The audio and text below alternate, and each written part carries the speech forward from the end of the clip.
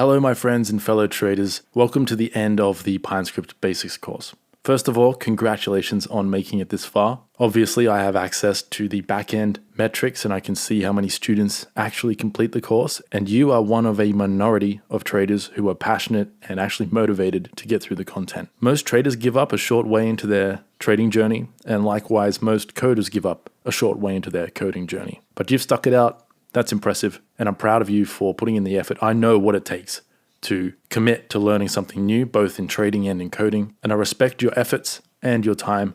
I hope that you found the course interesting. I'm going to wrap up the course here with a course overview of the Mastery course. So for those of you who are really interested in PineScript and really want to take your trading and coding to that serious next level by being guided through your learning journey in Pine, and going from creating very simple scripts like we did towards the end of this free basics course to creating fully fledged strategies, indicators, trading tools, and even automated scripts. You might find this little course overview interesting to give you some insight into what the course is all about and what you are going to learn if you do decide to sign up. I hope you do. Don't forget the coupon code to get 10% off both your first month subscription and the lifetime access price to the course and all future course content. That coupon code is on the screen here. And if you decide not to sign up to the Mastery course, of course, I'm disappointed, not just because I didn't get a sale out of you, but also because I really love working with traders. I love teaching this stuff, and every student I have in the course is extra motivation and inspiration for me to keep teaching and learning and developing myself. But of course, that's fine if you don't sign up. I do still wish you all the best with your trading and your coding. Make sure to check out my YouTube channel and subscribe to that, because I do put out free PineScript content regularly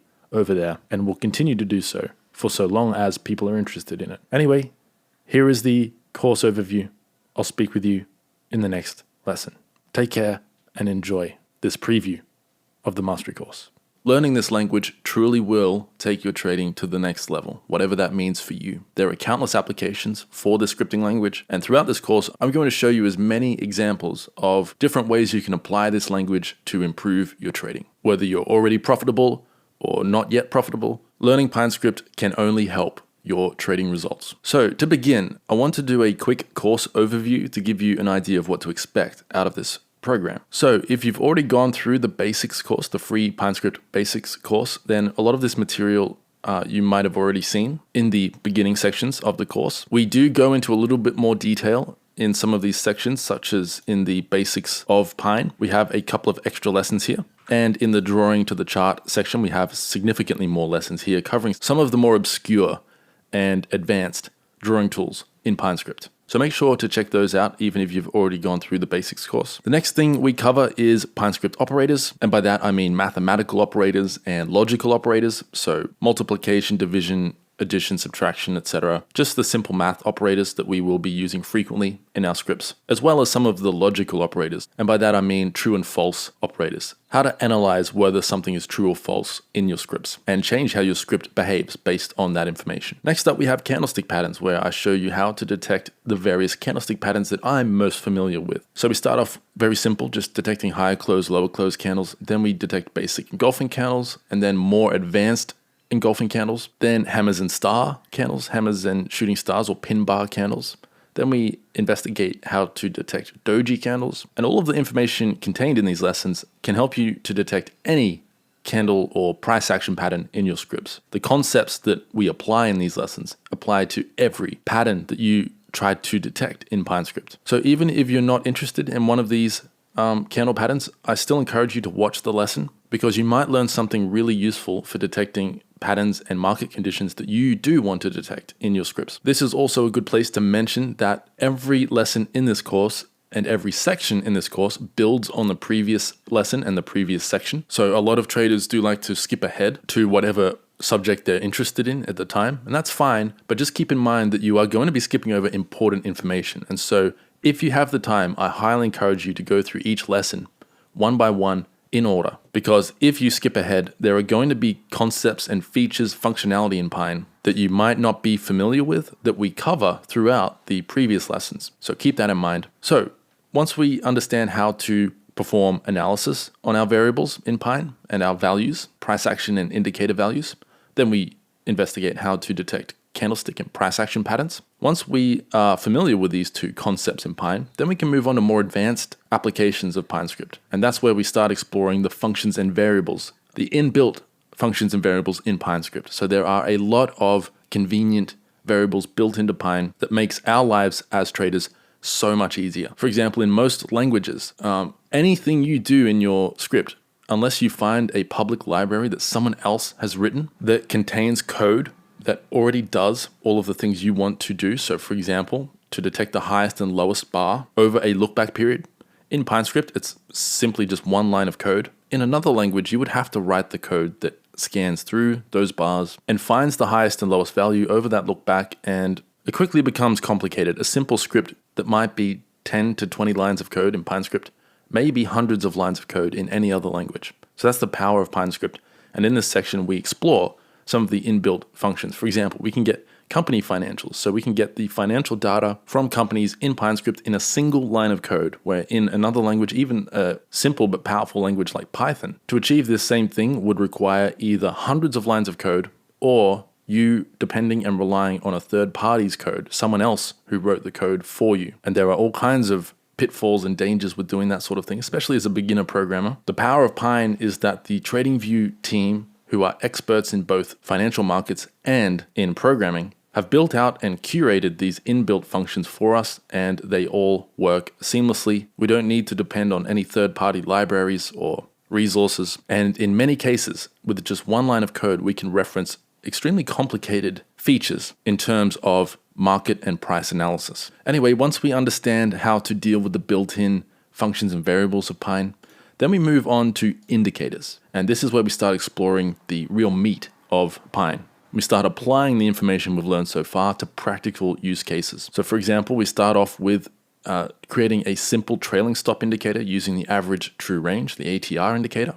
Then we move on to various moving average applications in Pine. So we start out simple, but we start building and become more and more complicated. Then we move on to the RSI. Some of these indicators have multiple lessons because there are multiple ways to apply them and work with them in your scripts. We cover volume. We cover volume weighted average price and weighted moving average. The stochastic, I have a Bollinger Band lesson I'm working on that's not ready just yet, but it might be by the time you're watching this video. We cover the MACD, Ichimoku Cloud. Session candles shows you how to apply time sessions in your scripts and draw bars on your chart based on certain trading sessions. So the New York trading session, the Asia trading session, and the European trading session. This lesson will teach you how to draw the open, high, low, and close of that trading session over your intraday price action. And then once we understand how to apply the various indicators that we have to work with in Pine, then we start moving on to the more advanced subjects, such as dealing with other timeframes and other markets. So in your scripts, you can reference other timeframes on the same market. So for example, if you're on Bitcoin or a currency pair on the 1 hour chart and you want to plot yesterday's high and low over your 1 hour chart, you can do that using the security function. And likewise, if you want to, for example, create what's called a regime filter, where you check if a given index, usually it's a market index. So for example, the S&P 500, you can check if the S&P 500 is trading above or below a key moving average, such as the 200-day moving average or the 20-week moving average, for example. And then you can draw onto a stock chart, like Apple chart, for example. You could check if the S&P 500 is above or below its moving average on your Apple chart, and then perform certain types of analysis on that market while referencing a different market to the one you have loaded on your chart. All of that is possible using the security function, but it is quite an advanced feature in Pine, and so we save that for towards the end of the course. Then we move on to arrays, which is another advanced feature of PineScript. This whole section will break down how arrays work in Pine. Then we have libraries, where I will explain how to create your own libraries and how to import other people's libraries into your script to access code that either you have written or other people have written across all of the scripts that you want to. So you can write the code once, and instead of copy and pasting it into every script you write, you can just import your library code and reference that library script and the code contained within that script across as many scripts as you want. It's a new feature in Pine version 5, and it's really, really cool. So we'll have a whole section on that. Now, as we get to libraries and below, these are still sections that I'm working on as of recording this video. I'm still recording the content for these categories. There is a lot to cover, dozens of hours of material, and so I'll be releasing that material as the course progresses and expands, and as I learn more about it myself. Some of these subjects I'm still learning, such as automation. I'm still learning new and better ways to automate some of my Pine scripts, but we'll get to that in a moment. So after we have covered libraries and all of the other advanced script building features of Pine, and we have a firm grasp on all of the building tools that we have to create scripts, then we move on to strategy scripts, so creating backtesting scripts that can analyze price data for us, historical price data, and give us a rough indication of whether or not a certain trading system may or may not be profitable. And then once we have a firm grasp on the strengths and weaknesses of strategy scripts and we understand the dangers of them as well as the advantages and power of them, once we understand them inside and out, then we move on to automation, which is kind of the crown jewel of PineScript. It's the ultimate functionality of Pine. It is quite advanced, especially if you're new to coding. I would wait until you've gone through the entire course before you start playing around with automation, because it is dangerous. You can lose money, and you will lose money if you start experimenting with automation in Pine before you are ready. There are a lot of things you need to be aware of when it comes to automation, but I will walk you through that. I will guide you through that process. I'll teach you what I've learned, the mistakes I've made, things that cost me money in my learning process. I'll teach you how to avoid those and how to maximize the efficiency and efficacy of your automated scripts in Pine. There are a lot of awesome advantages to automating Pine, but there are also some very important disadvantages that you need to be aware of. So I'll walk you through that throughout these sections. There are several ways to automate scripts in Pine. My two favorite are AutoView and Pine Connector. I'll explain how to use both throughout the course, and when I find time, I may explore other third-party resources for automation, such as 3 Commas is a popular crypto automation third-party service. There are actually dozens of them out there. Because I'm primarily a Forex trader, I am more drawn towards Pine Connector and AutoView, but I will be exploring crypto automation for those of you who prefer to automate crypto. I myself have been trading and investing in crypto since 2017, so I'm very familiar with crypto. Even though the course doesn't specifically focus on crypto, there are plenty of lessons in here that are just as applicable to crypto, futures, commodities, stocks, Forex, all markets really. Anyway, after we explore automation, there are just a few sort of summary categories here. So we have troubleshooting, where I will explain various common errors and issues that you might run into when dealing with complex scripts, such as compile errors, things that stop your script from running properly. I'll explain common errors and problems that you might run into in your scripts and how to solve them in this section. We have the PineScript updates section, which has no content yet because there haven't been any PineScript updates since recording this material. But the team at TradingView have said, especially in their blog post where they announced the release of PineScript version 5, they said in that announcement that they have a lot of future features and updates planned for PineScript. So any important updates that affect the PineScript language will go up in here. I will record summary lessons explaining the updates, and where possible and relevant, I'll even record lessons explaining how to use these new features in practical use cases. Then finally, we have the bonus version 4 content and the graduation section. So the bonus version 4 content is a category that contains a bunch of lessons from the old mastery course. So for those of you who are not aware, I did record an entire mastery course for version 4 of PineScript. But when version 5 released, I had to re-record all of the content so that it's not confusing, especially for beginner coders when they start learning this language, because there are a lot of syntax differences between version 4 and version 5. And that means there are a lot of lessons that I still have yet to record in version 5 of PineScript, or re-record. And for now, rather than omit that content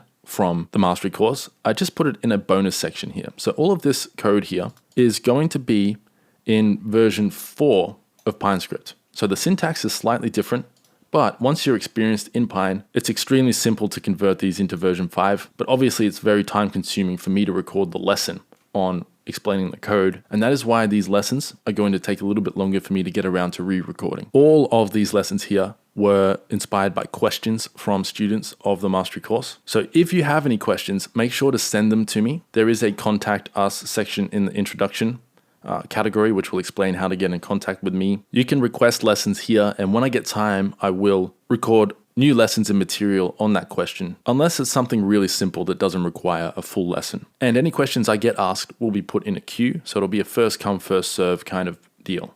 Any question I get, I'll add to a list, and I'll work through that list each and every week that I find the time. Anyway, that's all I really have to say for the course overview for the Mastery course. I hope you're really excited to learn Pine, because this skill you're learning will change your life. And I'm not just saying that, that's not hyperbole. This language has changed my life in more ways than I can count. It's made me a better programmer in other languages. It's improved my trading. It's allowed me to automate some systems and make money while I'm sleeping. It's allowed me to significantly speed up my backtesting process and strategy development process. It's a really, really cool skill to have in your arsenal. Now, the Mastery course is still under development and will be for the foreseeable future. That's why I have the monthly subscription plan, and the lifetime access is not cheap, is because I'm going to be working on this course for as long as I'm dealing with PineScript. And so you are going to benefit from my own expertise as I develop as a coder and a trader myself. So what you see here may change over the months to come, and will definitely expand over the months to come.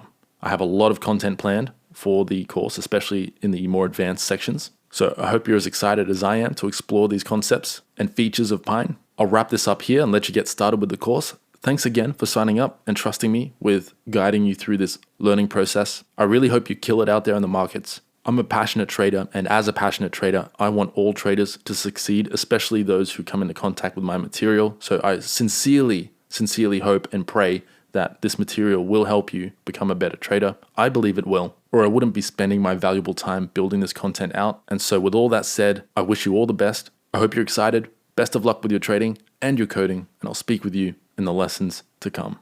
Good luck.